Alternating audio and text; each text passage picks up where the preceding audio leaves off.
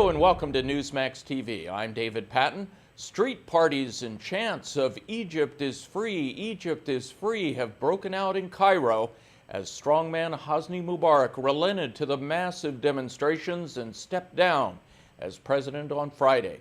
Joining us on the phone from Cairo is Ahmed Saeed, a prominent Egyptian businessman and civic leader who has been part of the protests from the beginning. He also represented Egypt in the 1984 Olympics.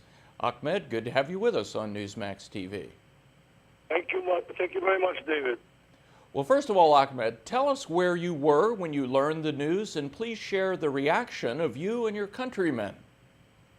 Well, I used to go about 3 or 4 times a week to Maidan al-Tahrir. This is the square where all the demonstrations started.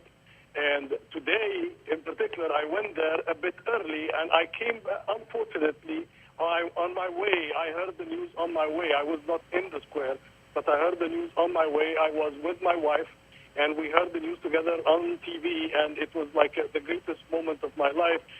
Well, there have been concerns, as no doubt you know, that somehow the Muslim Brotherhood could still hijack this uprising and impose a theocracy on Egypt.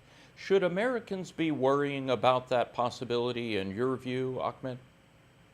No, David, it was my position from the very beginning, the Muslim Brotherhood, if this revolution had proved anything, well, it proved that Egyptians are civilized and that they have led a revolution without any bloodshed, and that it was a very civilized revolution. But people in Egypt are religious people, but they are not Islamic people. We are not a country that is ready for an Islamic rule like Iran. And that was the panic of the U.S. and the government of the U.S. was that they were afraid that if Mubarak leaves power, then the Muslim Brotherhood would take over. It is not about Muslim Brotherhood. We are not ready for something like this, and it is only a myth that was played very well by the Mubarak regime. Now that the Egyptians have apparently won their demand for Mubarak to step down, what's the view in Egypt regarding how President Obama handled the crisis?